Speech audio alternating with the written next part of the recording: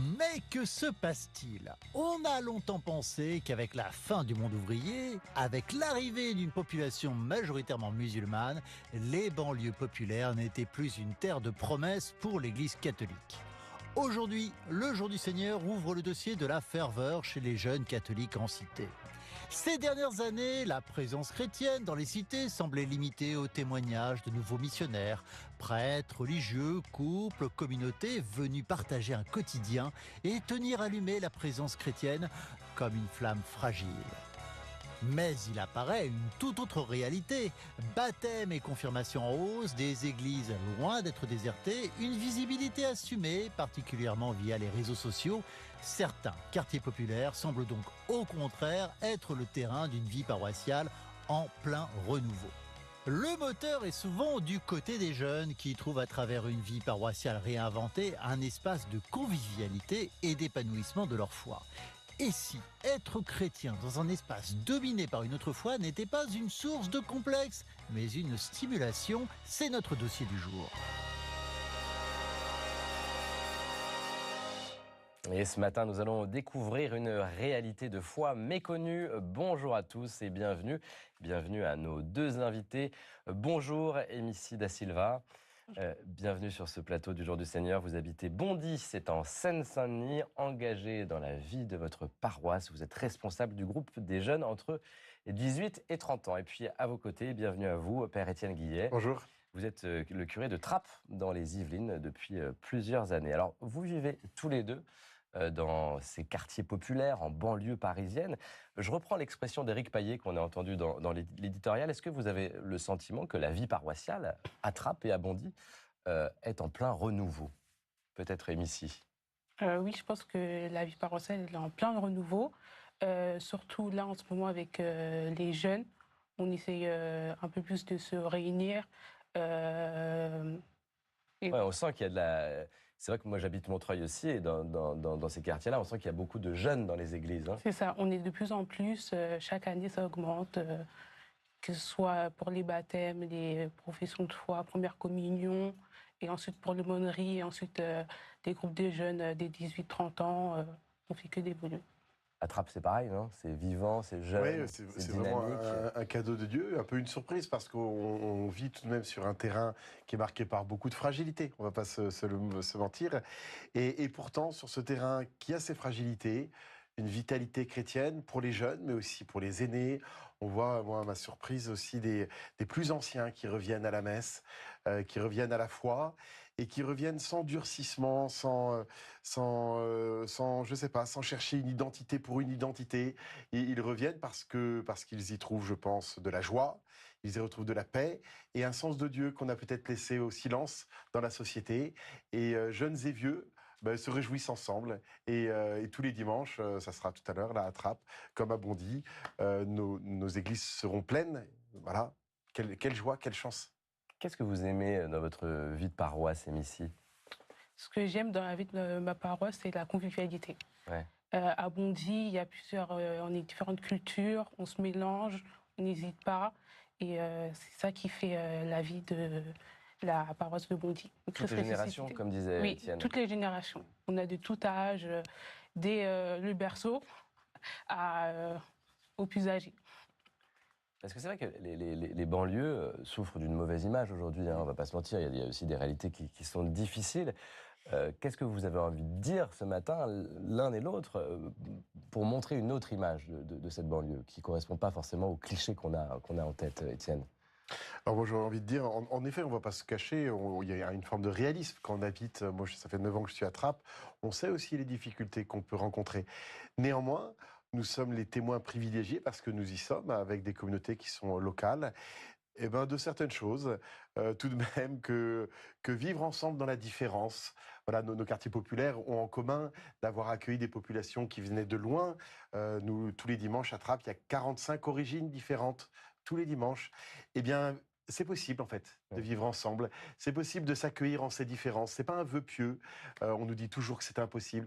Eh bien, nos communautés chrétiennes sont le signe de cela. Elles sont aussi le signe qu'être chrétien, et peu nombreux, comme c'est le cas de toutes nos paroisses, hein, en communauté, en quartier populaire, va aussi avec le service de toute une ville, de tout un monde. On n'est pas refermé, on n'est pas sur un nouveau communautarisme. Se retrouver le dimanche, se retrouver toute la semaine en communauté chrétienne, c'est aussi transmettre dans notre environnement un message d'espérance, de service des autres, souvent du service des plus pauvres, qui honore assez justement l'évangile, selon moi. Et c'est une terre, j'ai envie de dire, ce sont des terres de foi, en tout cas, où il y a beaucoup de croyants, qui soient catholiques, même si c'est une minorité, évangéliques, protestants, il y en a beaucoup, et puis des musulmans. Donc la foi, c'est quelque chose, ici, qui est du quotidien, j'ai l'impression, chez vous, à Bondy, par exemple. Oui, c'est ça. À Bondy, on a de toutes religions. On a les musulmans, les catholiques, les évangélistes. Et c'est ça qui fait aussi la beauté de Bondy. On est plein de religions et on a une diversité. Donc, on n'hésite pas à échanger entre nous. Et même, on peut s'inviter, je peux inviter mes amis musulmans à la messe. Et ils peuvent m'inviter à la mosquée. Donc, c'est super, ça. Oui. On n'hésite pas à partager notre foi, qu'elle soit... Tu vois, je me retrouve dans ce que tu dis parce que, en effet, nos quartiers, nos paroisses vont pouvoir témoigner du fait qu'on n'est pas obligé de tenir au silence la question de Dieu et qu'elle ne nous met pas les uns contre les autres. Oui. Souvent, on nous dit en boucle que le religieux rime avec violence. Nous, on témoigne d'autre chose. Parfois, ça peut être compliqué, on ne va pas se mentir aussi. Mais bien souvent, c'est l'occasion de se parler. Moi, je suis allé chez le coiffeur. Chez le coiffeur, qui est juste en face du presbytère, une fois sur deux, on parle de Dieu chez le coiffeur. Et avec tous ceux qui sont en train de se faire couper les cheveux dans un coiffeur d'hommes, on parle de Dieu. Ça m'était pas tellement arrivé ailleurs, en fait. C'est pas ringard de parler de Dieu, en fait. Je sais que chez nous, à Bondy, les personnes d'origine qui sont musulmans, ils n'hésitent pas à parler à notre prêtre, Père Patrice, à échanger par rapport à la religion, savoir la différence entre les catholiques et les musulmans. C'est un dialogue au quotidien. C'est ça. Ouais. Alors c'est un dialogue théologique, mais souvent on nous dit oui, ça va être compliqué, ça va se frictionner, mais c'est un dialogue de vie. Nous, il y a les Jeux Olympiques qui s'annoncent et à Trappes, il y aura plusieurs épreuves tout autour, il y a le vélo et tout ça. Et on s'est dit comment accueillir, puisqu'on ne va pas aller beaucoup aux JO, les places sont un peu chères, on s'est dit comment les accueillir ces JO. Et samedi, voilà, grand match de foot, mosquée, paroisse. Ouais, et ensuite, super. énorme apéro. Et toute la population va venir et c'est le maire qui donne le coup d'envoi. Et ça, on ne le dira jamais. Ça, c'est le quotidien. Et ça, c'est le quotidien. Voilà, là, c'est en direct. Un très bon exemple. Match de foot avec la population et le maire qui donne le coup d'envoi. Et c'est très bien, c'est très joyeux, très heureux. Et voilà. Bien sûr, ça, on ne le raconte pas trop. On préfère dire quand ça va mal. Nous, on témoigne aussi qu'au nom de Dieu, les uns les autres, et disons-le pour les musulmans aussi, on arrive à lancer des passerelles. Et ça, je crois que ça réjouit Dieu. Alors, je vous propose tout de suite d'aller à la rencontre de Nicolas. Nicolas est responsable de l'aumônerie de Goussainville. Goussainville, c'est dans le Val d'Oise, au nord de Paris. Regardez, puis on en parle juste après.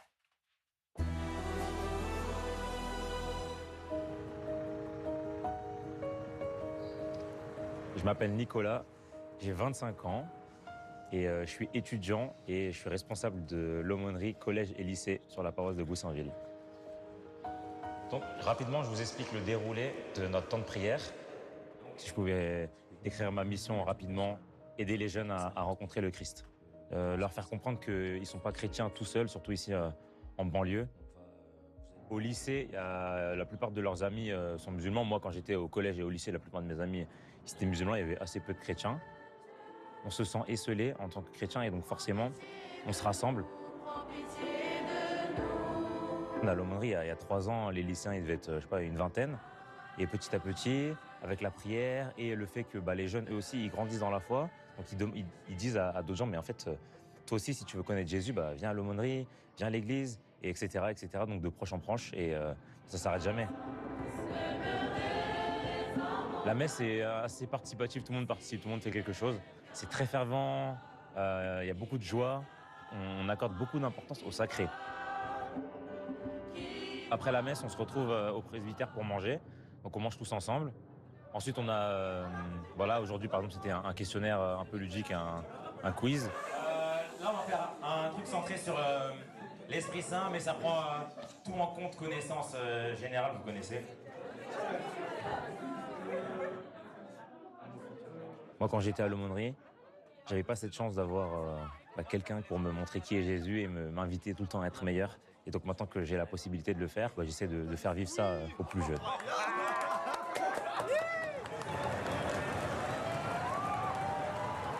je peux prier avec mes potes. Là, on va à l'église ensemble. Là, on va en pèlerinage ensemble. On se voit toutes les 2 semaines. Et c'est jamais assez. Si on pouvait se voir toutes les semaines, il serait bien content.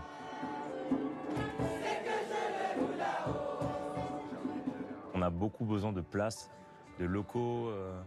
Si on peut casser quelques murs pour avoir, je sais pas, un terrain de foot, un petit terrain de foot ou des salles plus grandes, ça nous aiderait beaucoup. Mais bon, on fait confiance au Seigneur.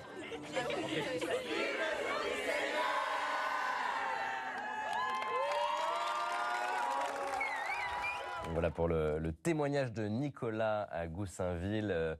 Pas mal de choses qu'on a vues et puis qu'il dit. Nicolas, la foi est joyeuse, en tout cas, Amici. Qu'est-ce que vous retenez de ce reportage? Je me retrouve. Voilà, c'est ça. Je me retrouve parce que moi-même, je suis responsable du groupe des jeunes de mon église. À Bondy. Oui, JDCR, donc Jeunes du Christ ressuscité. On se réunit toutes les 2 semaines. Et en fait, ça permet de nous réunir après la messe. On partage un petit repas. Et ensuite, on va échanger sur différentes thématiques, comme par exemple le pardon, le mariage, le Saint-Esprit. Et en fait, plus les dimanches passent, plus on est nombreux. Et en fait, on n'hésite pas à inviter nos amis. Même même s'ils ne sont pas chrétiens catholiques, je ne vais pas hésiter à les inviter.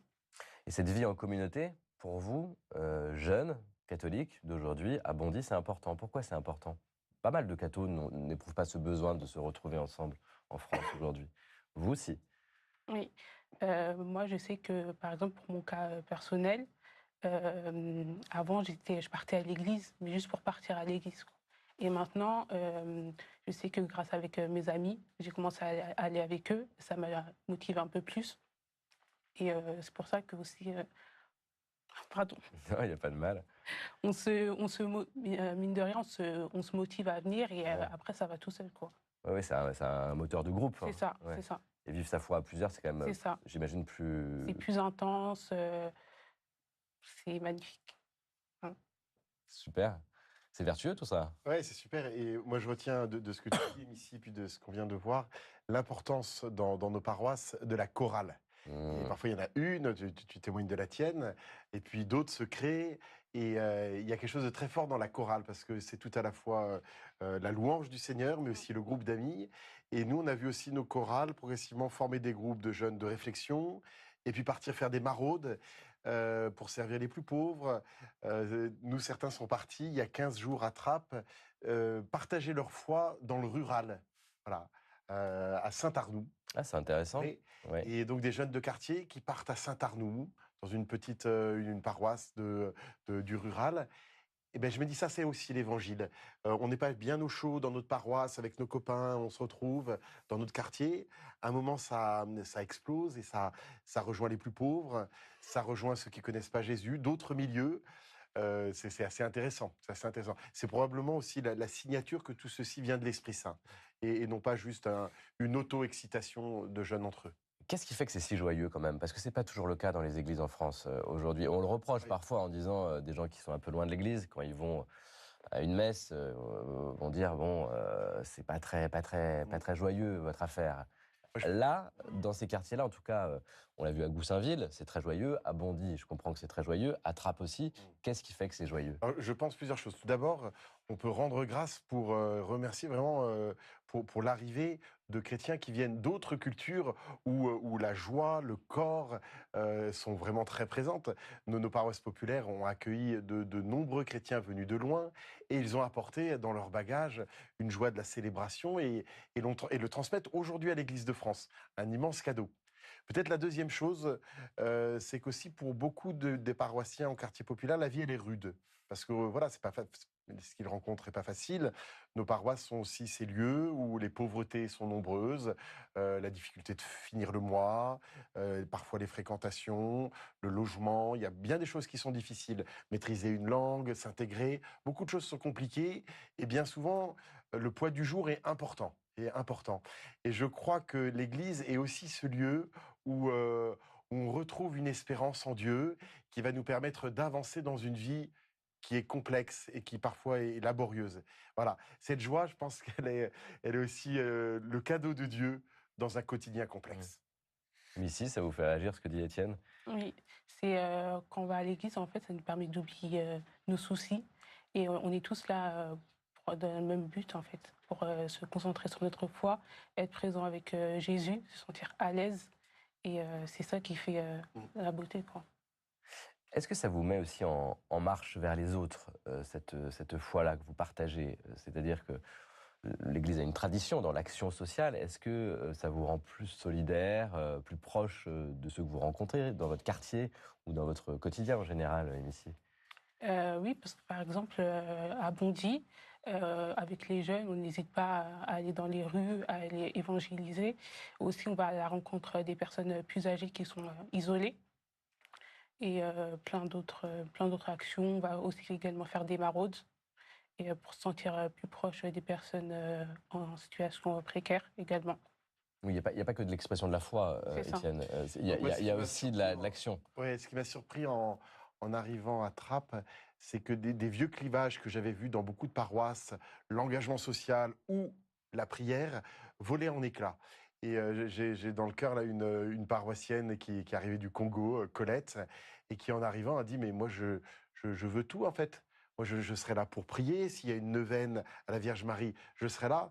Mais au boulot, où elle sert dans les cantines, je pourrais dire un petit mot d'espérance de ma foi à tel ou tel. Donc il y avait la prière, il y avait la mission, le témoignage de sa foi. Puis ensuite elle a dit et les anciens là, on les visite plus, on refonde une conférence Saint-Vincent de Paul. Et alors elle, engagement ou prière ou mission, elle voyait pas du tout pourquoi est-ce qu'on devait choisir un camp. Elle disait comme chrétienne, je veux tout. Je veux tout. Et je pense qu'aujourd'hui, on en est dans un temps, dans les paroisses populaires, où des clivages anciens se sont un peu évaporés pour quelque chose de beaucoup plus unifié. Et honnêtement, moi, comme prêtre, ce que je vois de plus évangélique, en fait. Hein. On est sur tous les fronts à la fois. On prie pour se ressourcer, on sert nos frères parce que Jésus nous l'a demandé et qu'ils sont les premiers au banquet. Et on ose, en étant décomplexé, témoigner de sa foi. Le renouveau, il est là peut-être. Ah oui, je pense que là, il y a quelque chose qui est très unifié, en fait. Ouais. Très unifié. Très réjouissant pour un prêtre, en tout cas. L'Église, on a conscience de ça aujourd'hui? Vous avez le sentiment ou pas, l'Église de France? Peut-être de façon disparate, peut-être pas partout. Ce qui est clair, c'est que nos quartiers populaires et nos paroisses en quartier populaire, souvent, ne veulent pas faire de bruit. Ils ont eu tellement l'habitude qu'on parle mal d'eux, qu'ils font pas de tambour, ils sont pas d'ailleurs branchés pour se faire connaître. Ils vivent et ils vivent bien en Dieu. Et ils vivent de l'espérance chrétienne. Et donc peut-être qu'on n'a pas repéré suffisamment que quelque chose était en train de lever dans l'Église de France, et pas seulement à Bondy, pas seulement à Trappes, mais moi ce matin avec vous, je pense à Bordeaux, je pense à Lille, je pense à Toulon, je pense à Sarcelles, je pense au 19e à Paris. En beaucoup de lieux, les paroisses vont bien, peut-être qu'on l'a pas suffisamment repéré, qu'une bonne nouvelle était en train de jaillir dans l'Église de France, et que nous avons tous grand intérêt à l'accueillir positivement, et pour l'Église et pour la société française qui se plaît un peu à la stigmatisation de nos quartiers. Eh bien, les paroisses, en lien avec le reste de leur environnement, racontent une autre histoire aujourd'hui. Émicie? Je pense que oui, également, c'est grâce aux jeunes qui essayent de changer les choses. Comme je sais qu'avec la Cité Céleste, en décembre dernier, ils ont réuni plus de 400 jeunes de banlieue, parce qu'on avait tous la même conviction, en fait, pour la foi, notre foi à travers Jésus. Donc je pense que les jeunes, on veut vraiment changer les choses et montrer qu'on est présent. Alors j'aimerais vous faire réagir aussi à une citation. Au jour du Seigneur, on aime bien les citations. Voilà ce que disait le pape François il n'y a pas si longtemps, en début d'année. La fraternité est le ferment de paix que réclament les banlieues. Elle permet à chacun de se sentir accueilli tel qu'il est, là où il est. Le pape François qui recevait des jeunes de banlieue. Qu'est-ce qui vous fait réagir dans cette phrase? Émicie, peut-être pour commencer. Le mot un peu fort, ou comment ça vous parle, ce que dit le pape? La fraternité, le ferment de paix. Je pense que c'est vraiment,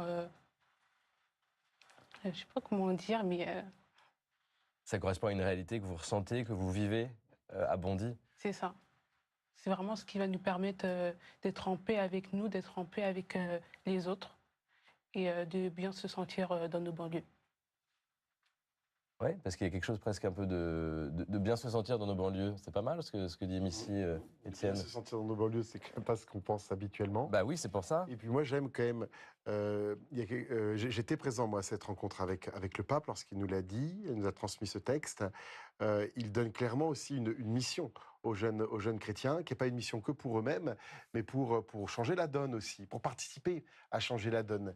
Et il nous donne les moyens, la fraternité qui bâtit la paix. Voilà. Eh bien voilà, je sais que nous, on se souvient, il y a un an pile, les émeutes ont démarré dans les quartiers populaires. Et à Trappes, à l'aumônerie, ils ont distribué à chacun un petit bracelet où il y avait marqué « Heureux les artisans de paix ». Voilà. Et en disant à tous les jeunes, par ce bracelet, toi-même, tu deviens artisan de paix. Mais maintenant, parce que tu es mieux placé que les adultes, tu vas aller en bas de la tour de ton immeuble et tu vas aller discuter avec ceux qui ont retourné la ville hier soir. Et c'est toi qui va bâtir la paix dans le dialogue. Un artisan au sens propre. Un artisan, tu vas la construire, cette paix, comme un artisan. Et par la fraternité que tu entretiens de semaine en semaine, la paix, elle va arriver par toi. Mais moi, je trouve que c'est plutôt chouette de se dire que à la hauteur d'un jeune de 16 ans, de 17 ans, de 20 ans, la paix peut progresser. Alors bien sûr, on va reculer, bien sûr, il y aura d'autres émeutes.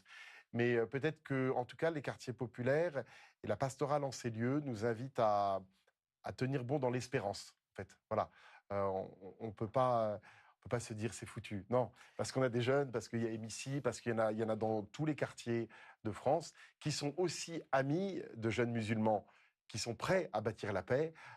Donc voilà, il y a un terrain de fraternité et donc de paix, je pense. Il y a quelque chose de presque, alors le mot est peut-être un peu fort, mais presque prophétique à vivre pour la société française dans ces quartiers-là. Je pense qu'il y a quelque chose, parce que beaucoup des questions de la société française se jouent dans les quartiers, la pauvreté, l'immigration, l'éducation, la citoyenneté.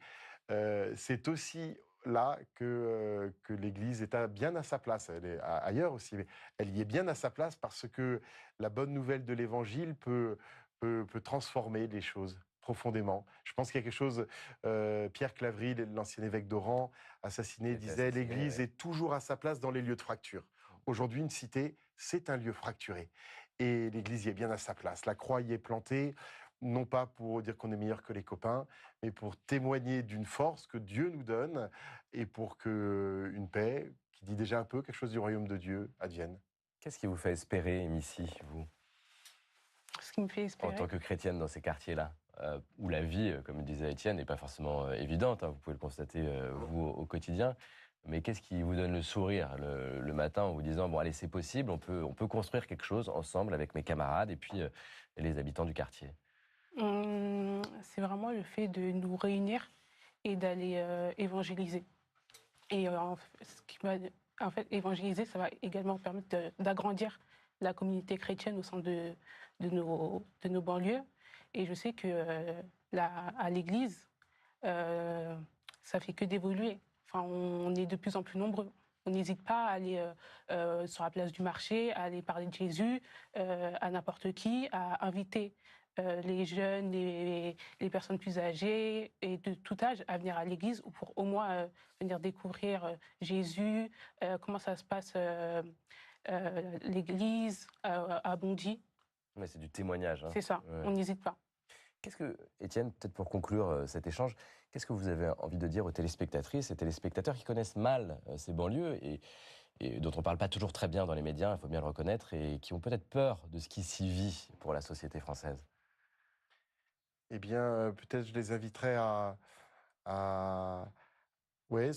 garder un regard d'espérance, à ne pas se laisser réduire à à ce qui peut être dit, qui n'est pas faux, mais qui ne se réduit pas à cela. Émicie, tu nous présentes aujourd'hui ce qu'est en train de vivre une jeunesse. Et si de nos quartiers... du bon sortait. Qu'est-ce qu'il peut sortir de bon? On a dans l'Évangile. Le pire n'est jamais certain. Ouais. Eh bien non, moi je crois qu'on peut être vraiment surpris. Et puis quand on est chrétien, on ne peut jamais consentir à baisser les bras. Tant qu'il y a de la vie, tant qu'il y a de la prière, tant qu'il y a de la fraternité entre les peuples, Dieu est présent. Merci à tous les deux, vous nous l'avez montré.